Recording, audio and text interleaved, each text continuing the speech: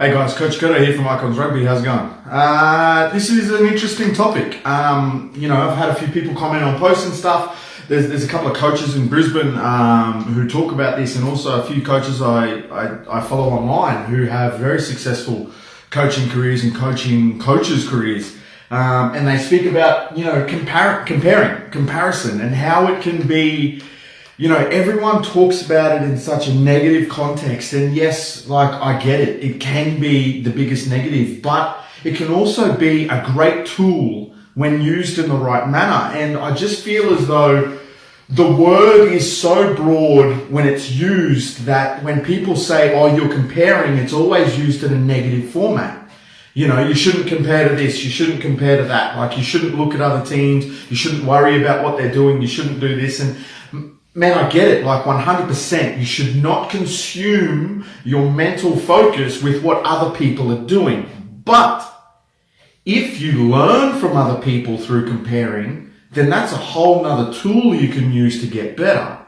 So it's very interesting how the word comparison or comparing or anything that kind of fits that line is thrown out there as a negative format. And today I just wanted to go through the goods and bads of comparing. So I've got a bad list up here, and we're going to create some different ones. We've got a good list here of what is the good things about comparing and then what is the bad. So we'll start with the bad. The bad things for me, when you're comparing against someone else, is you get it's unrealistic.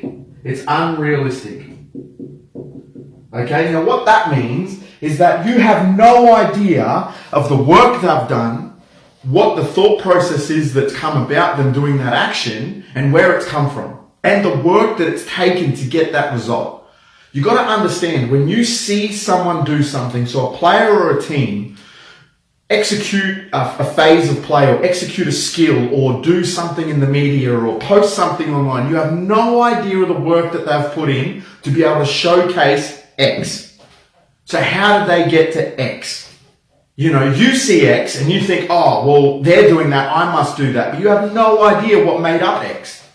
And that's the bad thing is that when you see something, comparing can be hugely unrealistic. Okay? The second bad thing about unrealistic is it creates negativity. Now, what I mean is that this is negativity around negative thoughts. You'll start thinking negative things. Or this person's, that person's able to run this fast, or this person's able to do that. And you'll start getting consumed with the thought processes of what other people are doing. And this is why people rave about it being such a bad thing of being comparison. You stay in your lane, focus on your own goal, focus here, do this, stay. And I even say the same things. Focus on your own goal and do this, which is good, but there's other things that you need to do as well. And one of the biggest things around comparison is that it also, can cause blocks. Now, what I mean by blocks is that this will cause your thinking to basically stop. Okay? It will cause you to basically think up of ways of why you can't do things. Alright? That's what it does. Comparing other people's ability, other people's X, other people's methods will cause you to question yourself and create a block in what you're actually trying to do.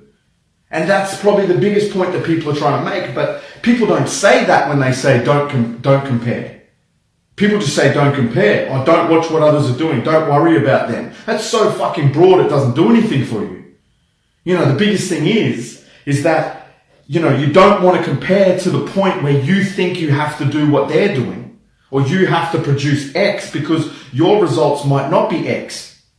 You know what I mean, guys? It's real simple.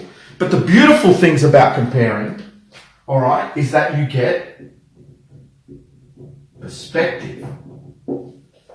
Okay? You create a different perspective if you look at it in the right manner. So, for example, I'm a coach. I look at other coaches. I see what they produce for a team or a result. For me, that's unrealistic because I have no idea what that team, what that coach, everything that they've done to get to X. Okay? If I want what they have through comparison, that then creates a negative thought because it's like, well, I want to be there, but I'm not. And now I've created a block. Okay? But if I change perspective, look at what they're doing as a coach and go, hold on, I see that in this play, they run a really tight, hard angle, or they use this skill to get to X. So I break down how they get to X. Then I take those components and add them into mine. I've used the perspective of comparing to give me a greater advantage, because I can add on their skill sets, all right, from the coaches through comparing. I can use their skill sets. I can use their expertise, add them to my weapons, and all of a sudden I'm a better coach. Through comparing, the same thing, the same topic, the same way I look at something, I look at it as though, oh, I want what they have versus, wow, how did they do that? Create a different perspective and I'll get a different result. Everyone goes, oh, you want to step like Quade Cooper. Well, how does he actually do it? What is he seeing in the play to make him step that way? You know, people talk about so many skills of footy players. Oh, they're freaks. Well, understand what they see to produce X. X is what you see, but what equals X is the biggest question you should be asking yourself. You know, and half of those people don't even know how they do it. It's just instinctive. So that's your job to break it down. Now, the other beautiful thing about comparing creates perspective, okay, but it also gives you a measure. Okay, now, this is also exactly like the fine line, because the measure can create negative results if you start looking at someone and going, fuck, they're so much better than me. Oh, I'm not that good, and go back to the blocks. You know what I mean? But if you go, okay, here's where they are. All right, this is for me, it's an international coach or an international player. Here's their standards. Here's their strength testing. Here's their skill sets. Here's their thought processes. Here's how they carry themselves on the field. It becomes the benchmark of what you can improve to. It becomes the measure. All right, it becomes the line. It's not they have more than me. It's that they've done more than me right now to be where they are. That's the difference. Is you're not comparing as in apples and apples. All right, they're an apple. You might be a grape at the moment. So treat it that way. Okay, how do I grow to be that? They're a big tree, you're a small tree. How do I grow to be like that? And never look at the hardest thing you get is that you'll understand two people looking at each other and go, why did he make the team? I'm better than him. That's comparing in a negative format, because you don't know what he's done, where he's done it, how he's done it. You have no idea of X. All right, so you can't do that. That's a negative form of comparison. But if you look at the same guy and go, wow, he made the team because ABC. How do I get ABC? Same kid, same skills, same comparison, different result. You win in the long run versus why did he make the team? I'm better than him. Negative comparison versus positive comparison. Huge different things. Right? And the third thing that for me is probably the most beautiful format, all right, is that it creates belief if used the right way, right? You can compare yourself to other people, right? No problems. But if you use comparison in a positive format, you can learn from their story, their essence, their work rate, their philosophies, their focuses. You can learn from every single person who's either next to you, before you, or below you.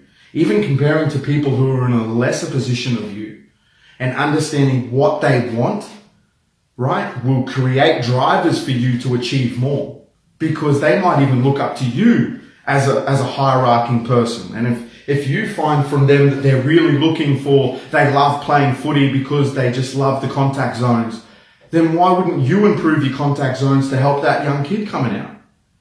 You know what I mean? Like, this is comparison, but it's not spoken about this format with many coaches and many people. The only time they use comparing is in a negative format. And for me, yes, don't compare to the other person to create a battle. You're not trying to compete.